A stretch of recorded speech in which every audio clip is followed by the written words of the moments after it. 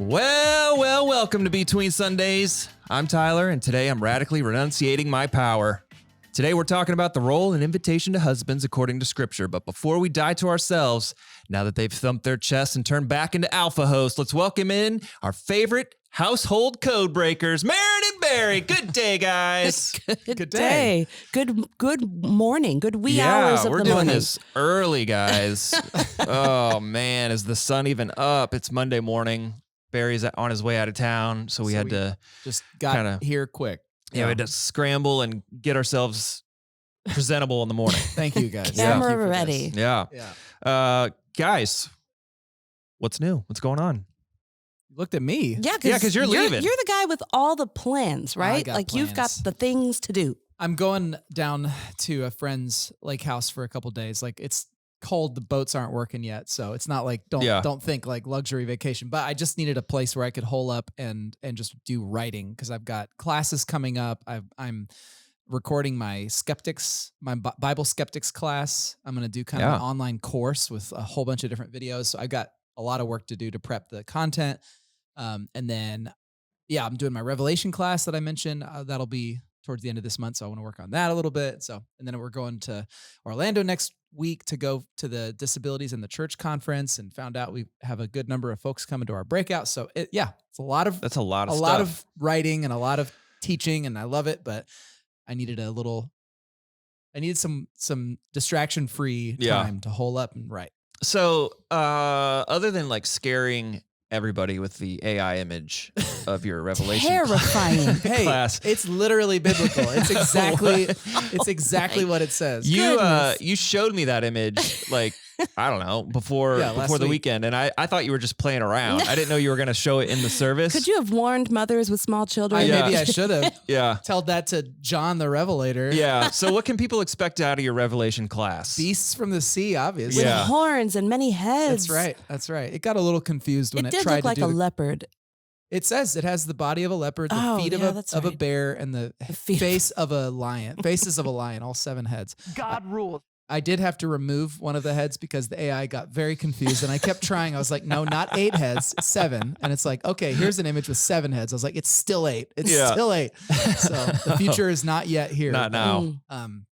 The class. So I guess, I'll just say this. The way people normally in kind of our evangelical sphere, the way we normally look at Revelation is we think of it kind of like a Nostradamus code book of predictions. Yeah. And it's all about like, okay, which beast is Vladimir Putin? And it's always like trying to like, interpret it in our day. And I'm just becoming more and more convinced that that's just not what the book was meant to be. And so this class is my attempt to try to, in a way, kind of start from scratch and ask the question of what was this book for in the early church? Why do we still pass this on through our scriptures? Why is this such an important text? And I've been doing a ton of reading and understanding and study about ancient Asia Minor, 1st century imperial cults of Rome, like all kinds of cool stuff like that. And it all helps significantly to understand the imagery, the context, and how it applies to us today. Yeah. It's just not in the way that people generally tend to think. It applies to us in a much more, in my opinion, profound way, and should be an incredible warning and an incredible encouragement to the modern church. So that's what the class is all about. So when you show the full length movie of Left Behind, are you going to do the Kirk Cameron version or the Nicolas Cage version? Obviously Nicolas Cage, because you got to know that's going to be the good one. So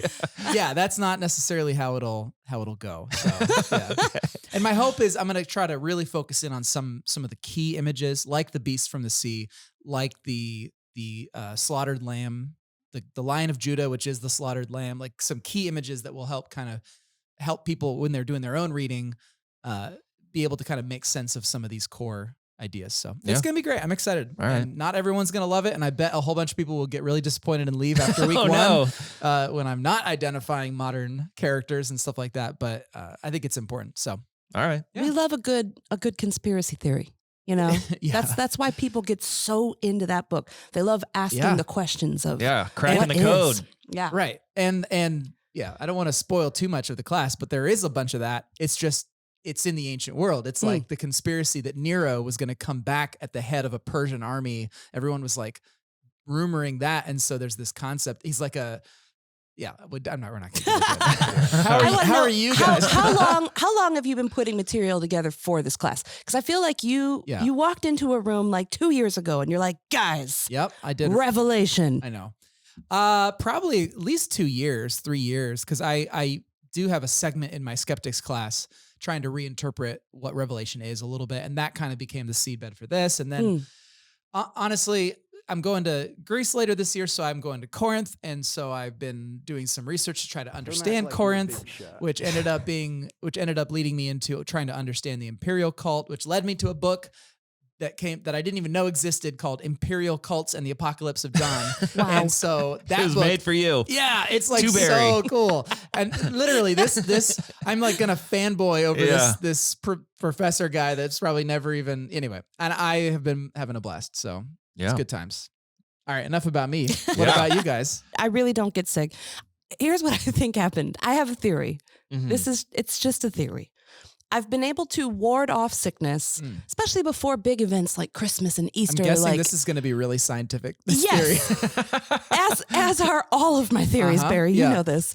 But I feel it coming on, and then I go and I do hot yoga, and I sweat it out for like a full hour. And I feel like if I can just sweat out the thing that's trying to destroy me, that I can like keep beating it. And so I've been beating it. So hot yoga. But then last week, we had core team. I was just so busy, and I missed my opportunity to sweat it out, and it got the best of me. So honestly, I was just very sick. I'm surprised because that actually could be a reasonable theory because there are. Are you surprised that reasonable theories are coming from my mind? Reasonably like evidence. Tell me what's surprising about this. Sorry. What I mean is, I was expecting you to say like, but I thought my way through it, and I know that I can't at Christmas time. Power through. But like, there's a lot of cultures that do like hot rooms, steam rooms, like that's a normal thing, and people do associate absolutely outcomes with it. So I typically can ward off minor sicknesses like a cold or flu or whatever, but it got the better of me. Well, telling you. Sorry, I prevented you from going to hot yoga because I scheduled core team. Yeah. So when you're sick, Maren, do you sleep all day? Do you try to push through doing normal things? What do you do? Shout out to my body's ability to sleep all day and all night. All day and all night. Like, when I'm down, I'm just all the way down. Whoa. So I never left my bed. I never left the couch and was still able to sleep all through the night and all through the day. And then woke up the next day feeling markedly better. Yeah. Still not like 100%, but pretty good on Saturday. Sunday felt almost completely back to normal. Sunday was cool. I was here at the 9:15 service. But I had to cut out right away, immediately following the 9:15 service. Because remember Enrique Lira, who played violin and keys here at Grace? Well, he is now the worship pastor for a Spanish-speaking congregation that meets at White River in Noblesville. Right. Noblesville? Noblesville. That's right. But Jaden plays drums for them occasionally. So I didn't have any responsibilities directly tied to services here at Grace yesterday. So I was able to cut out, go see Jaden play in the Spanish-speaking congregation. And it was so much fun. It was awesome. Yeah. So it was fun. That was my weekend. Yeah. All right. I got to do a murder mystery over the weekend. Yeah. Murder mystery party. Like for somebody's birthday? Yeah, it was my sister-in-law's birthday. What was the theme? It was murder at the manor. Oh, so kind of classic. Yeah, Clue. classic. And I was Wait, is this Hannah's birthday? No, it was Lauren's brother's wife. Oh, okay. So, I was Professor Peacock. Oh. And I thought like, all right, I'm going to do like a corduroy jacket, corduroy vest, tie, like glasses, and like, I don't know, like Peaky Blinders style hat or something. Is that the hat that you wore when Desi told you look like Bert from Mary Poppins? Yeah. Yeah. So this is where I'm going with this. I show up and everybody's like, where's your costume? Everybody's like, that's what you normally wear. That is what you Because we did like a costume contest, and I thought I was like stepping up my game or something. Period accurate. Yeah. And they're like, that's funny. You look like you. So funny. We did not win the murder mystery. We all lost because the person who did the murder was sneaky, and nobody wasn't on anybody's radar. Wow. Yeah. But my kids were totally invested. Like they just sat there watching the whole Really? thing play out. And they didn't really understand because like Marissa is whose birthday it was. And she was playing a widow character. And so her husband's the one who was murdered. And so my kids were like, but if her husband was murdered, Luke's right there. Right. How is her husband murdered if Luke's still alive? So like they couldn't figure out like we're all Yeah. playing characters here. Acting. Yeah, right. Object Yeah. permanence. But he's right there. Yeah. And then we went to 915 as well. And Lauren says she's interested in becoming a 915 family. Whoa. Well, I will say from firsthand experience, Lou was a different child Yeah. before 915. I get why so Yeah. many young families go to 915 Yeah. because she was just bright and bubbly. And Yeah, like, it's before flirty her and- nap. yeah. and- Wow. So we went because Milo has a friend from school who came to church. Mm. And so we went so he could be in the same class and all that stuff. But as we're going, Lauren's like, we could be a 915 family. I'm like, oh man. That changes everything. That changes everything. But it was good. I mean, we got home at, 10:45, 11 Right. o'clock and got to work outside the rest of the day and all that stuff. But Wow. yeah, I don't know. I kind of hope we don't become a 915 family, but she's No she's offense into to it. all of you wonderful, lovely 915ers. No, it's nothing but about you guys. It's just like getting everybody out of the house that Right. early is Yeah. tough. That would be challenging. Yeah. But if the payoff at the other side of it is worth it, I guess. Yeah. Nap time. Yeah. And then in a couple weeks, Lauren's going out of town for like 5 days. And so it's just going to be me and the kids. And I've developed a little like anxiety. No. Maybe this will come out in our No. husbands. Maybe this will come out in our husband's conversation, but I've developed a little anxiety because I'm probably in the camp of like, I don't share the mental load as much as And you're about to get the entire load. yeah, and I'm gonna get the whole load. And she on the way home from church yesterday, she's like, "What can I do to like help you, like not feel stressed out about this?" And I was like, "I don't even know where to begin." Like, she's like, "Maybe I'll just write out an entire schedule for you every day." Would that be helpful? I guess, but it was right on the heels of like Yeah, share right. the mental load, and I was like, she shouldn't have to do that. I should learn the schedule and just figure it out. Yeah. Yeah, but there's some things that you probably don't know just because your schedule is Yeah. that you are here in this building Yeah. throughout the week. Yeah. There's just some things she does because she can do it and Yeah. you're not there to do it. Yeah. Yeah, if a schedule would be helpful, I think that's a Yeah. great plan. Yeah, so that's step one, and then I've got a little anxiety because we're approaching pretty quickly Yeah. about it. So I don't know. She's gonna be out of the country. Right. That's where she's going. So it's not even like Oh, that's right. That's that trip. it's not even she's reachable, really. You are So, like all on your own. yeah. Do you it'll have be like fine. do you have like your parents as backup? Do you have No. like I mean, my mom's going with her, oh wow. so I could call my dad, but Yeah. he's about as helpful as I am. So yeah, You may need some reinforcements. yeah, we got to figure that You'll out. be great. I'm Yeah. sure. I'll be Nothing sure to will ever report go back. wrong. No, None of the kids will get sick. It'll be yeah. Flawless. Oh goodness! Oh, Every my time she does leave, goodness. somebody gets Yeah. deathly sick. yeah. Yeah. We should start casting lots. Which of his kids is going to get No, don't Yeah. put that on Violently me. ill. What's the over under on? Don't put that on me. Lane. Oh man! All right, guys, we're gonna move to our new sermon series called "All in the Family." Yeah. And Barry, you typically like to set up the series before we enter into the week's sermon, and so as a designer of the series, and what are you hoping everybody kind of takes away or comes away with as a whole for this chunk of time? Sure. Well, first of all, as far as like why we are doing this series, I recognize in myself as a teacher that I often am comfortable speaking in terms of very big concepts and kind of trusting people to listen to the Spirit and apply it in their own lives. But every now and then, it's really good to have a hyper practical series where we are just talking about specific people sitting there and specific things that they're facing, et cetera. And so I thought, well, let's do that with some family demographics, husbands, wives, singles, children, parents, and elders, like Yeah. the people that we see sitting around us. And ideally, almost everybody will have one, if not two or three messages that apply to them, depending on where they are in life.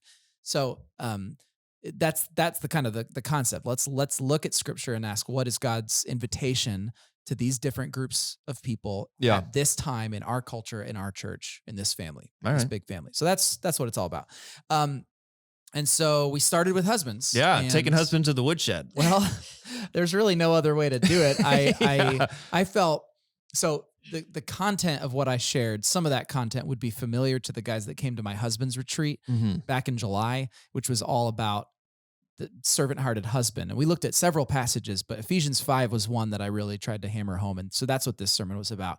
And what I really wanted to do in this was to introduce the emphasis that I think is Paul's emphasis in his time and place, which is this household code that he gives of how people should behave. And he paints the picture in that time of wives not rocking the boat by being, submitting to their husbands, because that was the way the world worked back then. Don't tear into two what was meant to be one with your newfound freedom in Christ. But then the entire rest of the passage is about husbands. And he says, you need to love your wives like Christ loved the church. He gave up his life for her, which the idea of loving your wife with self-sacrifice and surrender is already provocative. But I tried to draw the picture out a little further to say, in the ancient world, in Paul's context, this would have been insane. Like, this is an absolutely extreme thing to say to husbands. And so with that extremity in mind, I think the call to husbands today is a pretty significant one. Yeah. We need to learn how to be servants to our wives.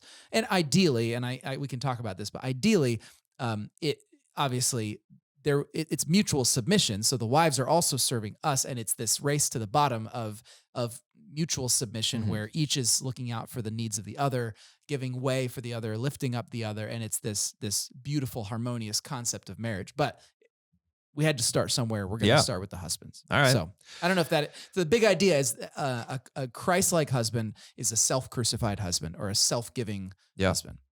So Ephesians 5 is what? It's not controversial. Is it controversial? Is Ephesians 5 controversial, or is it just like kind of problematic, or what we've turned it into? Well, I don't know. It's controversial depending on who you're with. Yeah. I had some congregants tell me that they were just at a church in Florida, that when they were down there, and they heard a message on this exact passage, and the entire sermon was about how wives should submit to their husbands. Yeah. And so they came in and they were like, wow, this was a very different and refreshing to them, they said, approach to the same passage. But so I don't know if controversial is the right word. I think it has been used, this passage has been used as license to do a lot of very unhealthy things, especially in the church, to tell women that, well, you shouldn't seek help when you're being abused. You need to submit to your husband, or women should, neglect their gifts and skills and talents because they're supposed to submit and stay home, and they're not supposed to work. It's just been used for all kinds of stuff that I would say is missing the point. Yeah. In my opinion.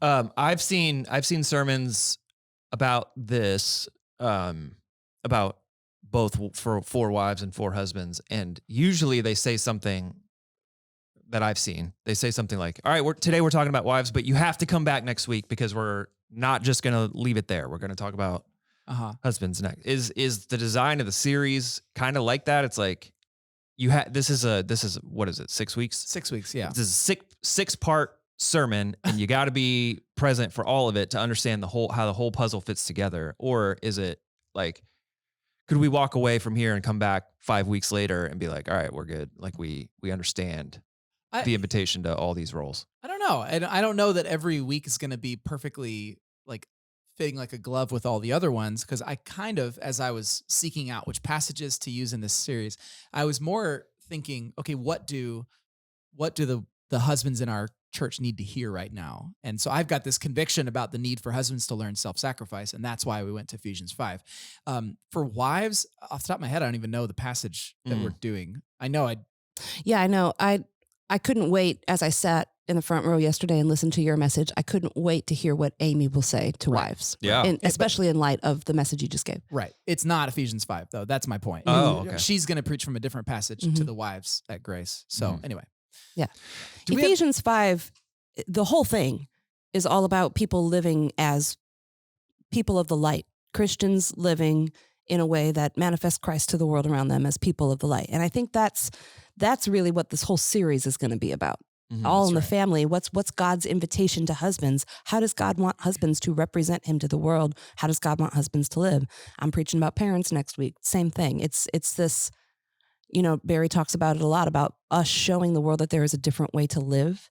That's essentially what all of Ephesians 5 is about. Yeah. When you read, we tend to isolate the wife part and the husband part, but when you read the whole thing in context, it's really just about how to be Christ's representatives in the world and show the world that there's another way to live. So I think that's what the entire series will encapsulate. Right. Yep. Do we have any idea how Paul's male audience received this? From a single guy. Yeah, from a guy who wasn't married. Right. I mean, I don't know that there's not really any evidence to speak of specific people's responses to this. Off the top of my head, I mean, I don't know. I don't know. I do know that there were some later church fathers that, like 2nd century, 3rd century, who kind of they kind of backslid a little bit when it came to like the role of wives and husbands. And they started getting a little bit more conservative and traditional, and wives should go back. And it's like, this is one of those odd developments, because you see Jesus have all these women that are like part of his inner circle. Mary Magdalene preached on Easter, right?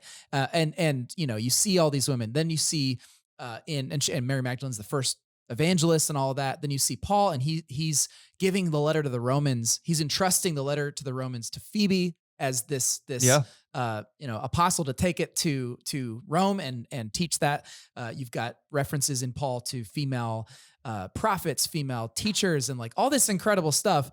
And then you get into like 3rd century, 4th century, and there just aren't many women elevated to that level. It's almost like the world wasn't ready for something like that. And so anyway, I don't know. What was the question? Because I'm like, the well, pushback. How do you think Paul's male audience received this? Because if it was so countercultural in a patriarchal society, I can't imagine that this was like, oh yeah, that's a good idea. Let's just do that. Like, Right. Well, I've heard stories, and I hesitate to always compare things to like rural India to the ancient world. However, there's a lot of similarities culturally.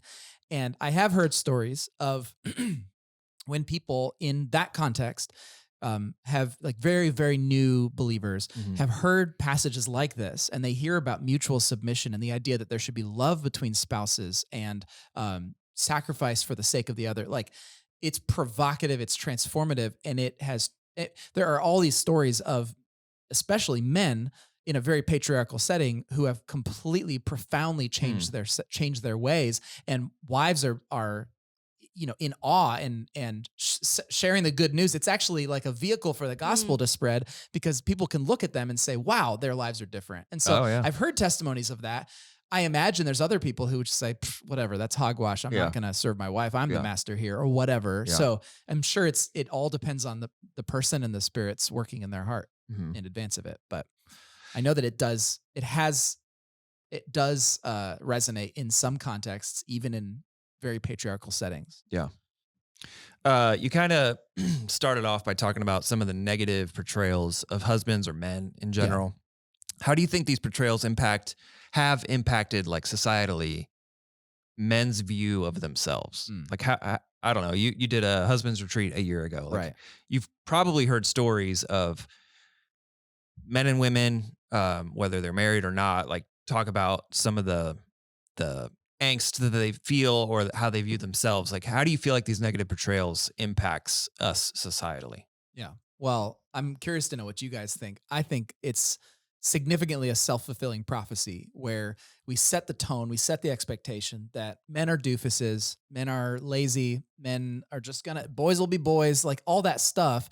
And we paint the picture so consistently that that men are pretty much good for nothing around the house or in the family or whatever, that it becomes harder and harder for men to break free of that stereotype. And they start to find more and more implicit license to fulfill that stereotype, because it's what's expected of them.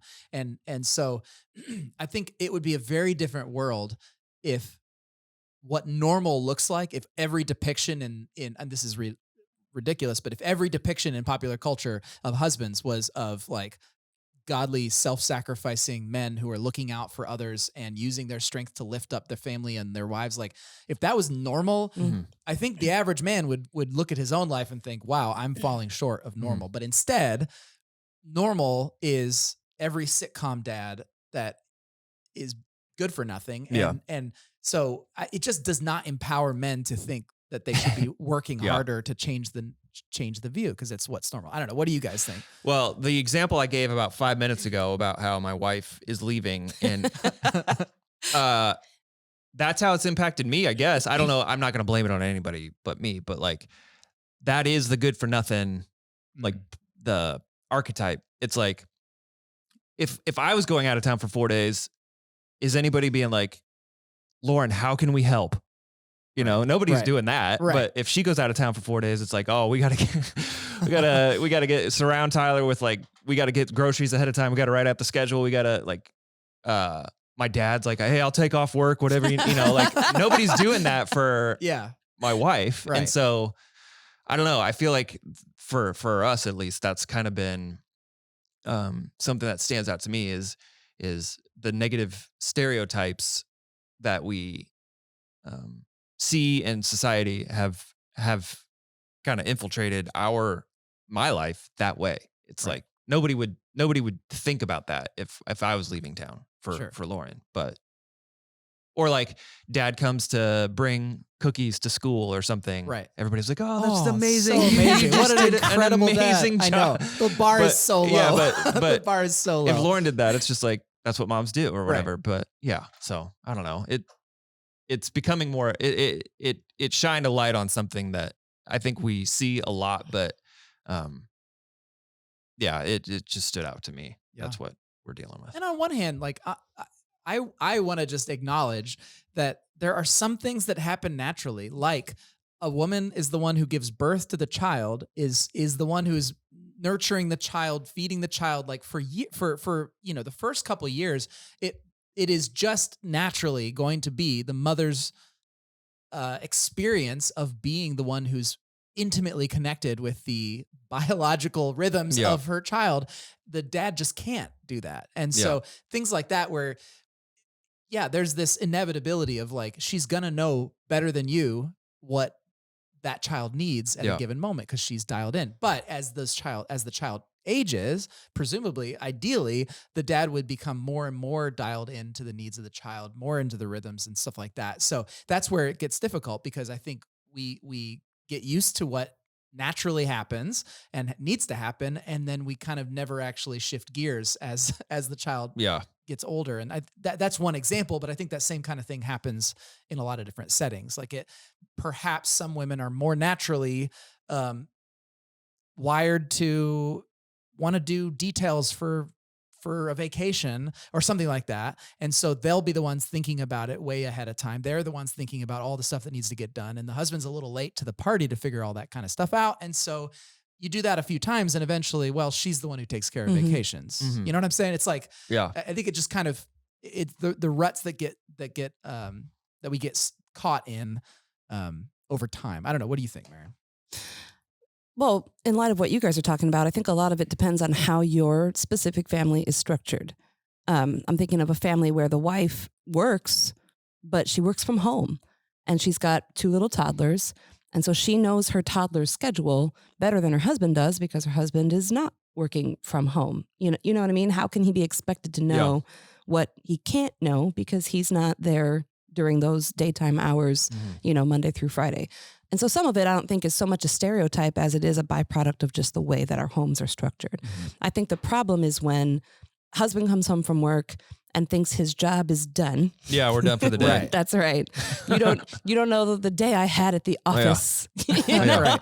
And maybe it was a stressful day, but guaranteed the wife also had a stressful day. Sure. And that's where the rub comes. That's where like the challenge of racing to the bottom, that's where it really gets Sure. real, when you're both tired, Right. when you're both stressed, when you both have every reason to want to check out. Right. But then, again, the mutual submission of how can I serve you? That's where the rubber meets the road. Right. Yeah.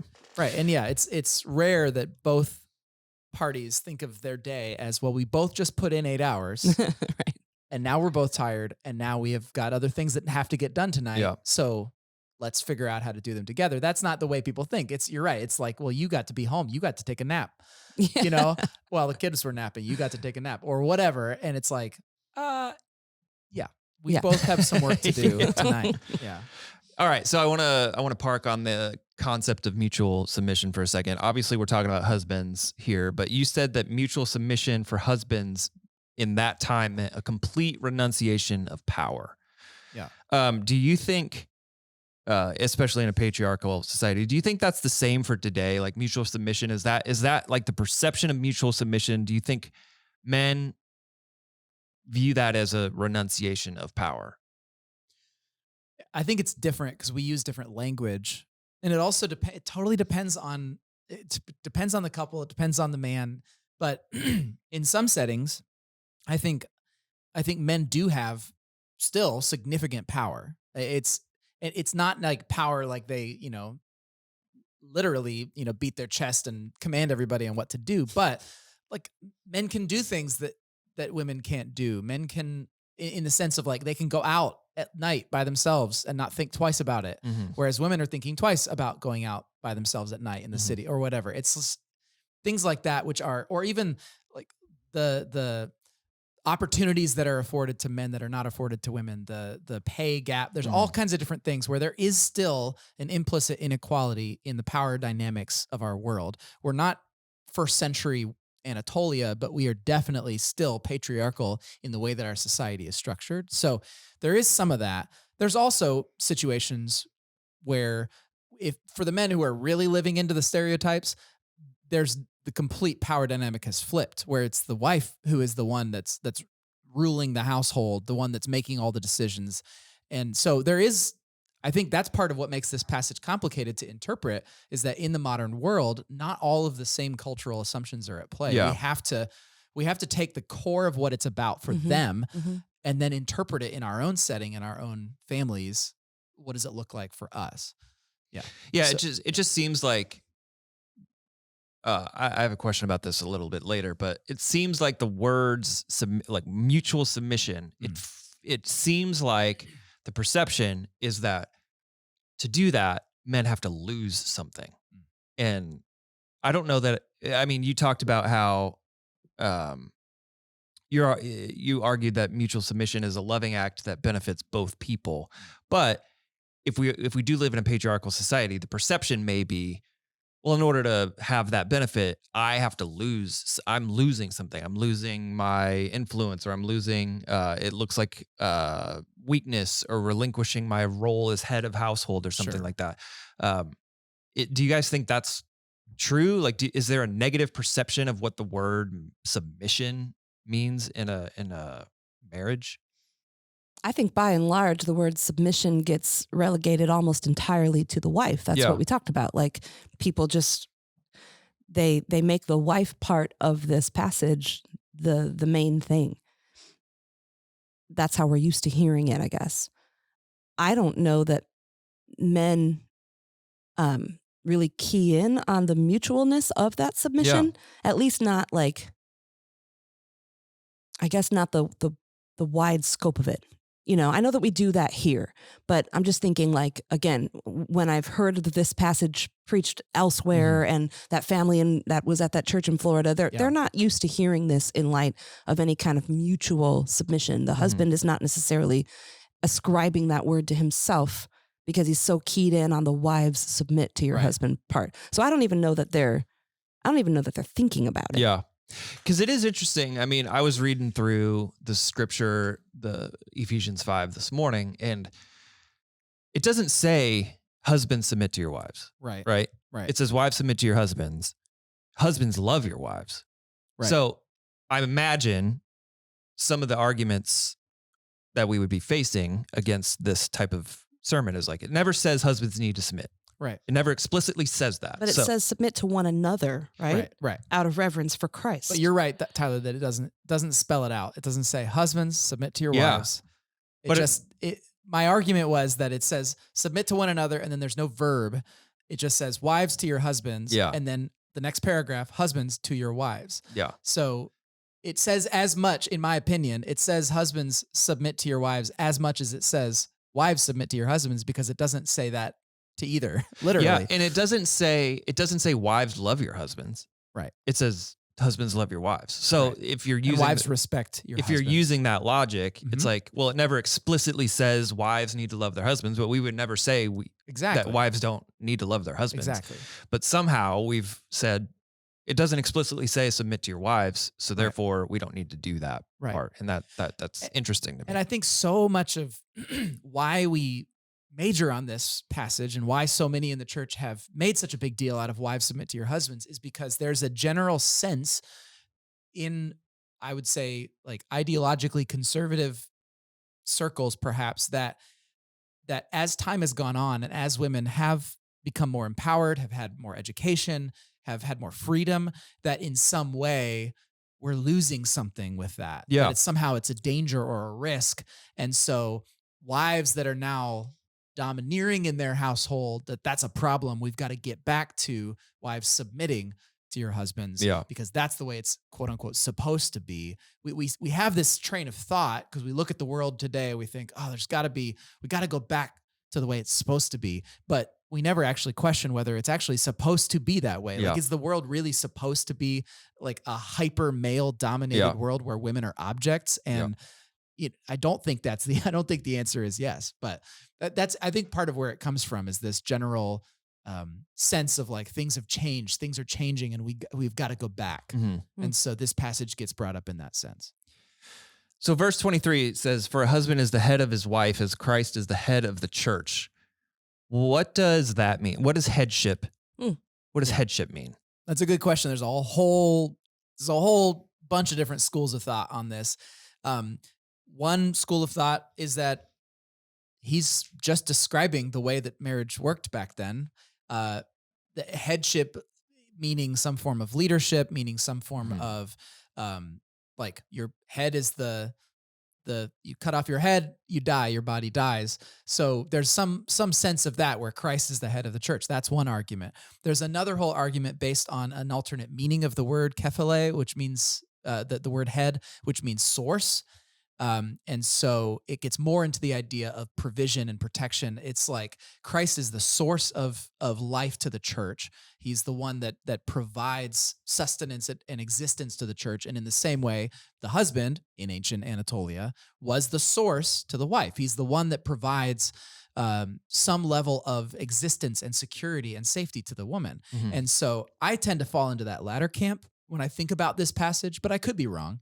But either way, I don't think either of them would be out of character for someone in the first century to say. But the idea of the husband being the source has it's less about domineering, and it's more to what I said in my message Right. about like, look, the husband's job is to protect you. You can't go it alone. It's 62 AD. Like you're not able to just go out with this newfound freedom in Jesus and be a strong, independent woman. It's the first century. You will die, or you will become a prostitute, or like, Yeah. you just can't. So don't let your newfound freedom in Christ tear into two what was meant to be one. And it gets really complicated because the letter to the Ephesians was probably a circular letter in Western Asia or Western Asia Minor. So it wasn't necessarily written directly to Ephesus, but it is interesting to think about the culture of that area. In Ephesus, the Temple of Artemis was like the big thing. It was the attraction for that entire region. So they have a very specific view on Artemis that's a little distinct from the rest of the Greek perspective. And so it's very much she's very much a goddess of the woman, the virgin, the Fertility. mother, fertility. It's this kind of, and so there's a significant level of like female empowerment in Ephesus that's in the water stream. And so I could imagine, and I don't know, but I could imagine that there were some women that they took this sort of concept of like women being valued, important, whatever, and then they hear all this stuff about the freedom that comes from Jesus, the freedom to be freed from some of the laws of humanity, and maybe the women in Ephesus or in that region were starting to be those strong, independent women that we would probably celebrate today. But back in that time, it started to become really disruptive to the homes. And again, Paul's thinking, like you said, Maren, how do we represent the love of Christ to our world in our families? And if women are starting to break apart all the structural norms back then, Paul perhaps had a reason to say, hey, don't cut yourself off from the source. Your husband is the one whose job it is to protect you. Don't cut yourself off from that. So again, this is all, I'm talking all in terms of first century culture here. That's just the complexity of biblical interpretation, but that's how some people see it. Which is so important. You said yesterday, we do damage to the text when we take it out of context and we don't talk about the world behind it. Yeah. Rarely have I ever heard this passage preached in light of its cultural setting, 62 AD. It's so important. I think about what was courtship like back then? Right. I don't think women were going out, identifying for themselves, what husband they were going to get linked up with. It was totally the opposite. Men were the pursuers and men were the providers. They had to prove that they could provide before the father would even, relinquish his daughter to be married to said man. Sure. It was so much a transactional thing. Anyway, having to think of it all in light of that, I've always read this passage as like a very utopian kind of ideal, If the husband were to really love his wife the way Christ loved the church and lay his life down for her, considering her needs above his, just how utopian is that? Right. And how glorious would it be to submit to a husband who I knew loved me that much that he'd lay down his whole life for me? That would be a no-brainer. Right. Yeah. I would not even have to think about that. It's such a beautiful picture, but then we've taken it and turned it into such a divisive thing, which is hideous to me. I read this and I just see Christ's love. I see, verse 28, in the same way, husbands ought to love their wives as they love their own bodies. For a man who loves his wife actually shows love for himself. Imagine that. Right. And this is just striking me now as I hear that love their own bodies and care for their own bodies. One of the big things back then was gymnasiums and baths. So like one of the things archaeologists find in every single Greek and Roman city is gymnasiums and baths.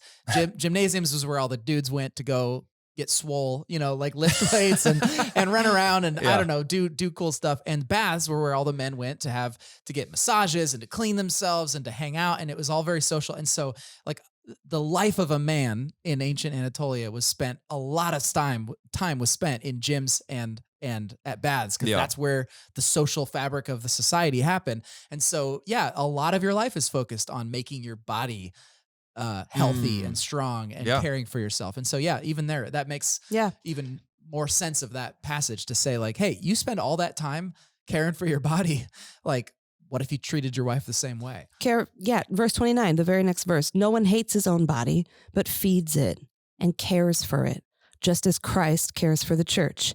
And we are members of one body. Right. I wonder if that was revolutionary to them, to see your wife as essentially a member of your own body, not as unifying. some sort of not as some sort of outside piece of property, but as an actual piece of who you are, so much so that you were to feed her and care for her as though she were part of you. And it seems like Paul is trying to tie the word headship or the word head, to Christ and the church.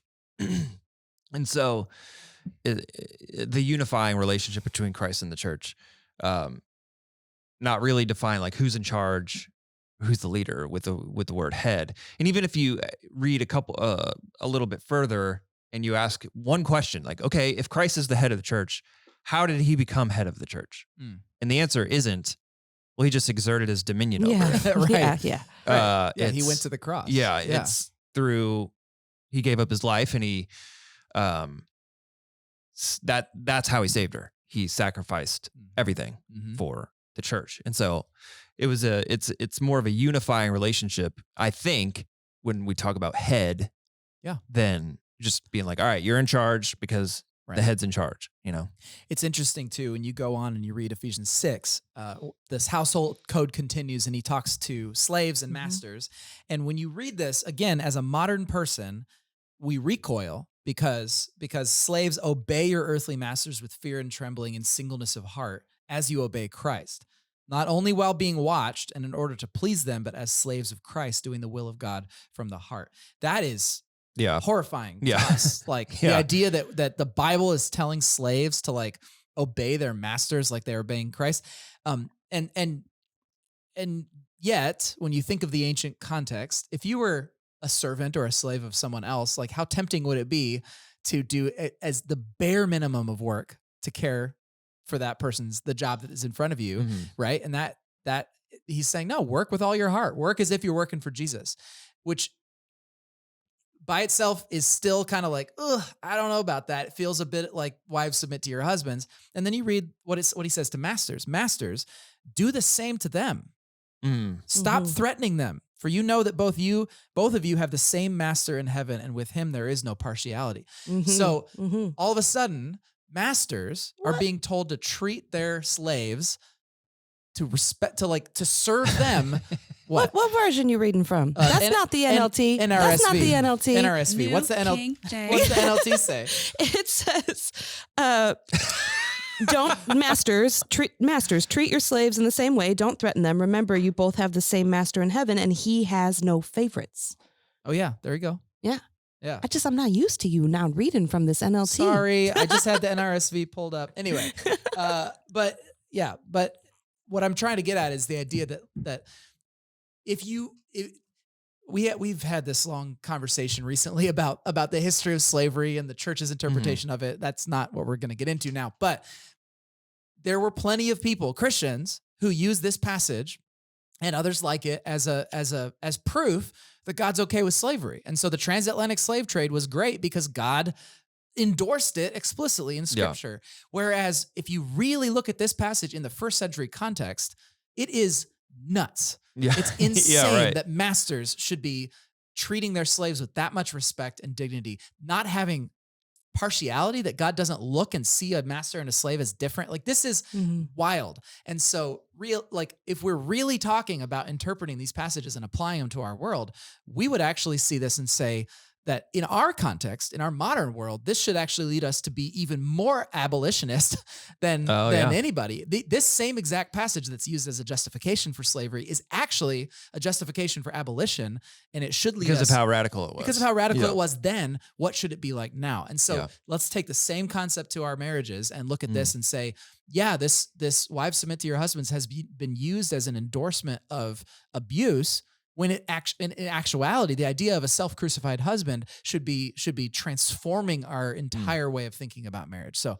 I just find that super fascinating. How do we miss that through centuries? He has no favorites. Right. Are we that perverse that we just Yes. hang on to the parts that support our agenda and completely ignore the parts that say he has no favorites? I mean, yeah, I think one of the themes of Ephesians is the powers of our world. And one of the things, and I don't know the verse off the top of my head, but there's a verse in Ephesians where Paul says that we show the powers of the world that Christ is king by the way we love one another. And what I think we miss is when we think of the powers of this world only in terms of like Satan and demons and evil spirits and whatever, we miss the fact that what the powers of the world really are corrupting influences that take true ideas and then they twist them ever so slightly. And so it's the powers of the world that have helped our corrupted minds to take these passages, which were meant for good, and to turn them into a license for abuse. So it's not that they just flat out lied. It's that they took the truth and then they twisted it 10 degrees. And now all of a sudden we've got abuse in marriages. Way We've off got course. endorsement of slavery. Yeah. So I think to get back to that quote, which I should probably look it up, the idea that we are showing the powers of this world, the lordship of Christ by the way we love one another, like that to me is exactly what we're talking about. Yeah. It's like now we have an opportunity to do what the church has failed to do so far, which is to rightly divide the word of truth, to rightly interpret and apply what Paul was actually saying in this passage. Two more questions. Something that was interesting to me in Paul's talking to husbands and talking about how Christ loved the church. He uses words like make her clean and washed and without a spot or wrinkle and feeds and cares for to describe how Christ loved the church. Yeah. Is there anything interesting about that set of language that he chose to use when talking to husbands? To me, it's like he's using words that we would say, well, those are traditional things that we would picture a woman doing, making clean and making sure there's no wrinkles or blemishes. Interesting. Feeds and cares for. Very nurturing language. Yeah, very nurturing, like traditional gender role of a wife. And I was like, oh, yeah, that had to be on purpose. Yeah. Now that you say it, I'm 100% convinced of that. I was thinking of it in terms of ritual purity, and maybe there's a double layer here. I bet there is a double layer here, because for Christ to do that to us, he's not literally feeding us, although he's feeding us like his body and blood. He's making us pure and clean in the sense of the guilt and the shame that we carried through our sin is now being washed away. So there's that level, but you're right. It's like the husband is doing for the wife what traditionally was the woman's role. That's actually profound. Good job, Tyler. I love that. Nailed it. All right, that's it. Let's get out of here. No, that's really cool. Okay, so finally, you gave 3 examples of how modern husbands can do what we're talking about here. Yeah. You said share the mental load, which we've kind of touched on for a second. Yeah. Pursue your wife in what she cares about, and then make the first move. There's probably a list of a million things we could do. What stood out about those 3 that you wanted to make sure they were a part of your sermon? Well, again, what I was trying to do with this was to think through, like, what do I see as the major symptoms of that we're facing right now? And so these are just some of the things that I think are most problematic. So, for example, husbands don't share the mental load. We already covered that. But also, husbands seemingly rarely seem to actually think about their wife. Like, there's no like mental space. She doesn't live on her. She's not taking up like mental space as a person, that they're thinking of her needs and her desires outside of like her birthday. And even when it's her birthday, it's like, well, what am I supposed to do?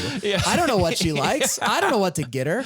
And that, I think it's almost like some sort of weird like mental block that's almost like it's like default to men in general. Yeah. But like, this is something we could do. This is something we could do better at. And then the third one, making the first move. This is, I've sensed, maybe I haven't had people say it explicitly, but I've sensed that there's this general hesitancy of like, okay, I'm fine with the concept of mutual submission, but you don't know my wife. Yeah. Like, she's a piece of work, or she's domineering, or she would never submit to me, or she would never like lower herself. And so I'm not going to just be a doormat. Yeah. And so until I see her start to, show an interest in self-giving love, I'm not going to demonstrate it myself. And so that, to me, this is more imagined, but it's kind of the vibe that I get sometimes when people are thinking like, it all sounds well and good, but you don't know. Yeah, especially if there's like pain in the relationship. Absolutely. It's like if there is like pain that you've experienced together as a couple, and it's easy to lean back on, well, I've been conditioned in a certain way, and so therefore I'm not going to do this unless I see so-and-so put forth an effort. But there is a risk. I mean, there are definitely situations where women are abusive or manipulative or will take advantage of any of this. And so there is a risk, but that's kind of the nature of self-giving love. You don't know what the result will be. And so I guess it's probably worth pointing out, I didn't say this in the message, I did in the husband's retreat, but there are situations where men are at the mercy of a very abusive situation, and you shouldn't continue to put up with it any more than a woman who's in an abusive situation should continue to put up with it. Yeah. Like, God does not want you to suffer in the sense of being at the mercy of injustice. Mhm. He wants you to thrive and both. And so there's that nuance. But I think for the majority of men, what they will find, in my opinion and my experience, is that their self-giving love or their self-sacrifice will be responded to with a significant level of surprise, joy, amazement, happiness. Like it's the kind of thing that can bring great healing to a marriage, because the stereotype is that this is not what the husband ever does. Yeah. So that's all I'm saying. It's like, Yeah. I think it's an opportunity to make the first move, to start that race to the bottom. I think it's an opportunity to bring healing into a marriage. And so I think it's important. That's that's what I was thinking with those three. All right. Yeah, where do we go after this? What are we doing next? It's Amy preaching. She'll be it's Marin. Oh, you're right. We It's me. swapped it around. I forgot. Sorry, I forgot we swapped. It's you, It's but me. you're preaching about parents. Parents. Yes, God's invitation to the parents. What's God saying to us, parent type folk? Parent type folk. Yes, that's where we're Any going. teaser? What can we expect? Oh man, Parents getting a spanking? I will say, so Friday morning I woke up at 4:30, Sick. which is not like me. I was sick. However, I woke up with this song in my head, like it was playing in my dream. And then when I woke up and opened my eyes, Cats the in the song Cradle? was still there in the silver spoon. Little boy blue and the man in the moon. That's not the one. We had a song lined up to follow the message. But as a result of Friday night's dream, which I first had to make sure was not a fever dream, I went and I changed course entirely. Oh, So oh no. it was just one of those things where I was like, this is either a fever dream Yeah. or the Holy Spirit All right. is giving me inspiration in the middle of the night and I need to be obedient. So Or I- both. I took a day to pray about it and talk to my team about it and am I crazy and whatever. So I've altered course. Okay. Well, see. we'll see how that goes. All right, Barry, good luck on your writing retreat. Thanks. We'll be the beneficiaries of that, I anticipate. If you go to the Go to- Revelation class Yeah. or go to or watch my Skeptics class Yeah. online. All right. Good. So we'll be back next week. Marin, can you please send us out? I sure will. Do justly, love mercy, and walk humbly with your God. And we'll see you on the other side of Sunday.